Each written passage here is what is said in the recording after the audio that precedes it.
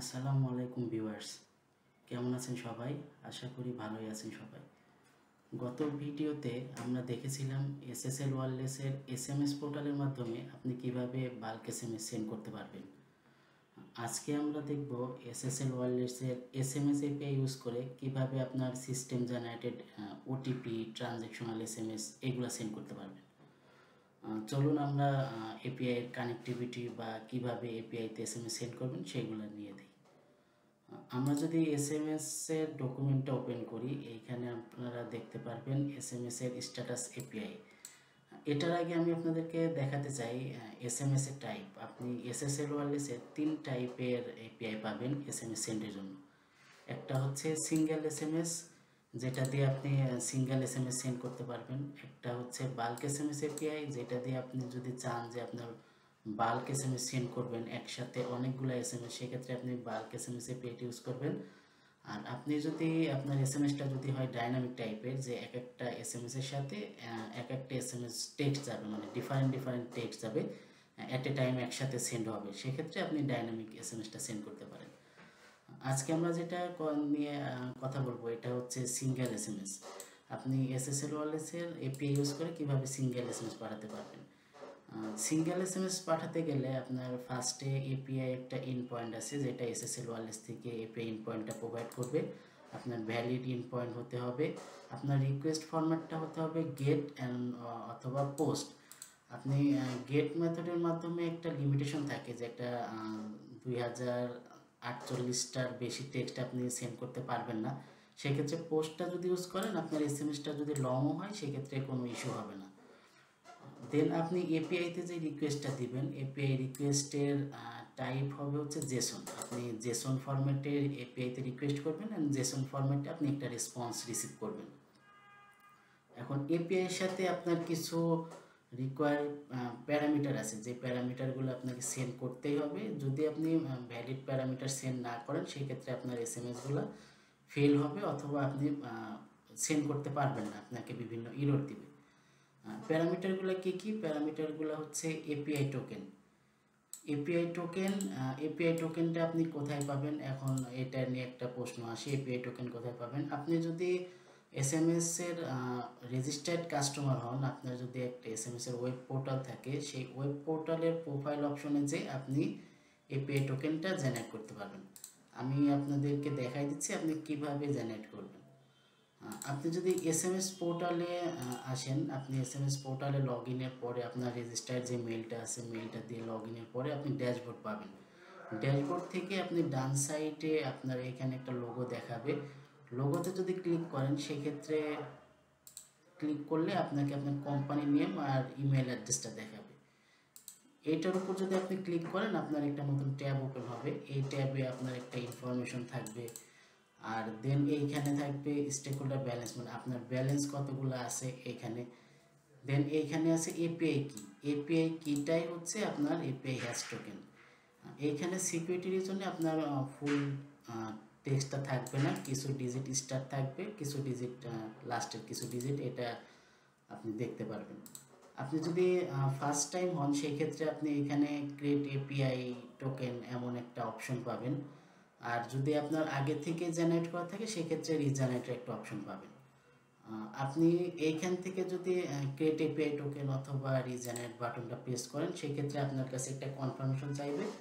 আপনি যদি কনফার্মেশনে ক্লিক করেন, দেন সেক্ষেত্রে আপনার যে ভ্যালিড মেইলটা আছে, মেইলটা দেওয়া থাকবে। এই মেইলে আপনার 20 থেকে 30 ডিজিটের ভেতরে একটা টোকেন সেন্ড হবে। এই টোকেনটা দিয়ে আপনি আপনার ইন্টিগ্রেশনে ক্রেডেনশিয়াল হিসাবে ইউজ করবেন এপিআই টোকেন। এটা হচ্ছে ভ্যালিডিটি থাকবে, আপনি যতদিন পর্যন্ত এটা এখান থেকে রিজেনারেট না করবেন, ততদিন পর্যন্ত এটার ভ্যালিডিটি থাকবে। এটা হচ্ছে আপনি টোকেনটা আপনি পোর্টাল থেকে কালেক্ট করবেন। দেন আসবে এসআইটি। এসআইটি আসলে অনেকে বুঝেন না যে এসআইটি আসলে কোনটা হবে। এসআইটি আর স্টেক হোল্ডার দুইটা সেম থিং। আপনি যদি এসএমএস পোর্টালটাতে যান, আপনি এইখানে ব্যালেন্সের যেটা দেখছেন স্টেক হোল্ডার ব্যালেন্স অথবা অ্যাসাইন স্টেক হোল্ডার্স, এখানে যে নেমটা আছে এটাই হচ্ছে আপনার প্যারামিটারের এসআইডি নেম। আপনি এসআইডিতে এই নেমটা কপি করে আপনি মাস্কিং অথবা নন মাস্কিং যেটা ইউজ করতে চান, সেটা এখানে ইউজ করবেন। দেন আসবে এমএসআইএসডিএন। এমএসআইএসডিএন হচ্ছে আপনার মোবাইল নাম্বার। আপনি যেই মোবাইল নাম্বারটা সেন্ড করবেন এটা হচ্ছে নিউমেরিক যে মোবাইল নাম্বারটা, ভ্যালিড মোবাইল নাম্বার। এটা হতে পারে 0 থেকে স্টার্ট অথবা 880 থেকে স্টার্ট অথবা +880 দিয়ে স্টার্ট হলেও আপনার এটা ভ্যালিড লোকাল নাম্বার হিসাবে কাউন্ট করবে। আপনার নাম্বারটা যদি প্রপার ফরম্যাটে থাকে দেন সেই ক্ষেত্রে আপনার ভ্যালিড রেসিপিয়েন্টের কাছে এসএমএসটা সেন্ড হবে।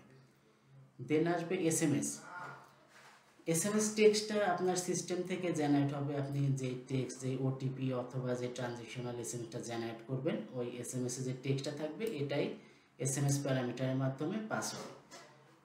সিএসএমএস আইডি। সিএসএমএস আইডি হচ্ছে আপনার ইন থেকে একটা র্যান্ডমলি আইডি জেনারেট হবে।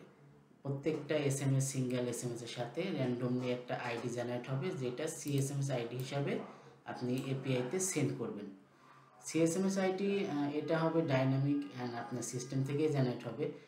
আপনি যদি সিস্টেম থেকে ডাইনামিক ভ্যালু জেনারেটের কোনো ইস্যু ফেস করেন, যে আপনি ডাইনামিক ভ্যালু জেনারেট ইস্যু হচ্ছে, সেক্ষেত্রে আপনি চাইলে এটা স্ট্যাটিকও রাখতে পারেন, কিন্তু সব থেকে বেটার হয় আপনি যদি এটা ডাইনামিক করে দেন। ডকুমেন্টে আপনি পাবেন কিভাবে রিকোয়েস্ট দিলে রিকোয়েস্টের এগেনস্টে কী রেসপন্স পাবেন, এটার একটা স্যাম্পল পাবেন। আমরা যদি লাইভে টেস্ট করে দেখি, যে এখানে আমি এপিআই টোকেন, এসআইডি সব কিছু দেওয়ার পরে আমি যদি এপিআইতে রিকোয়েস্ট সেন্ড করি, সেক্ষেত্রে আমার মেসেজ আসবে সাকসেস। যদি মেসেজ সাকসেস আসে সেক্ষেত্রে আমরা বুঝে নিব যে মেসেজ সাকসেসফুলি এসএসএল ইন্ডে সেন্ড করা হয়েছে, মানে এসএসএল ইন্ডে সাকসেসফুলি রিসিভ করেছে আপনার মেসেজটা।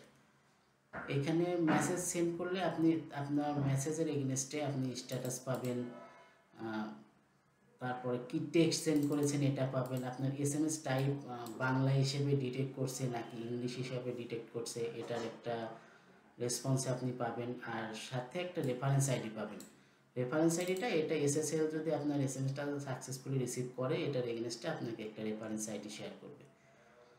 আপনি প্রত্যেকটা এসএমএস এর জন্য, আপনি প্রত্যেকটা রিকোয়েস্ট, এপিআইতে যত রিকোয়েস্ট দিবেন সবগুলো রিকোয়েস্টের জন্য একটা কোড জেনারেট হবে।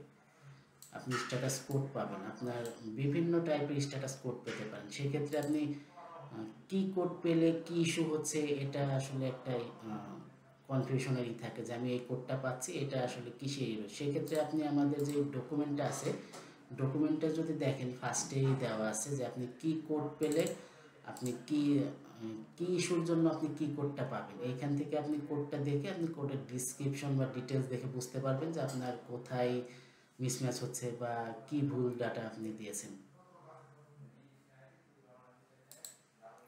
এভাবে আপনি এসএমএস এর এপিআই যেটা আছে, এপিআইটা আপনি আপনাদের যে সিস্টেম বা মডিউল আছে সেইখান থেকে ইন্টিগ্রেট করে নিতে পারেন।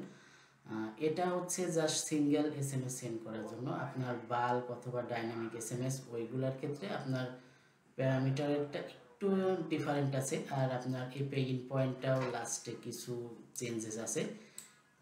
আমরা আজকে জাস্ট সিঙ্গেল এসএমএসটা কীভাবে পাঠাবেন আমরা জাস্ট এইটুকুই দেখলাম।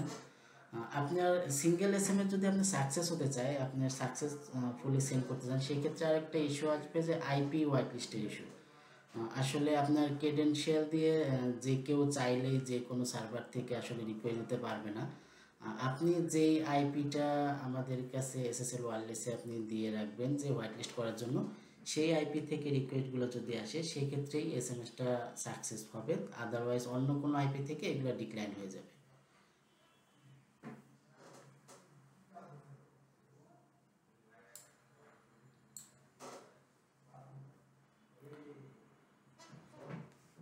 তাহলে আজকের মতো এটুকুই। দেন আপনারা যদি কোনো এই ইস্যু ফেস করেন এপিআই ইন্টিগ্রেশন নিয়ে, সেই ক্ষেত্রে আপনারা ডকুমেন্ট দেখলে ডকুমেন্টে বিভিন্ন টাইপের এসএমএস বা কি ইস্যু হলে কি রেসপন্স পেলে কি ইস্যু, এগুলো নিয়ে ডিসক্রিপশন দেওয়া আছে। আপনারা ডকুমেন্টগুলো দেখলে এখানে আরও ক্লিয়ার হয়ে যাবেন। ডকুমেন্টটা কোথায় পাবেন এটা যদি প্রশ্ন আসে, আপনি পোর্টালে যেখান থেকে আপনি এপিআই টোকেনটা জেনারেট করছেন সেইখানে আপনি ডকুমেন্ট ডাউনলোডের একটা অপশন পাবেন। এখান থেকে আপনি আপনার এসএমএস এর ডকুমেন্টটা ডাউনলোড দিয়ে নিতে পারেন। আর অনেক ক্ষেত্রে অনেক ইউজারে দেখা যায় যে এখানে এপিআই কি যেই পার্টটা আছে এইটা পার্টটা থাকে না।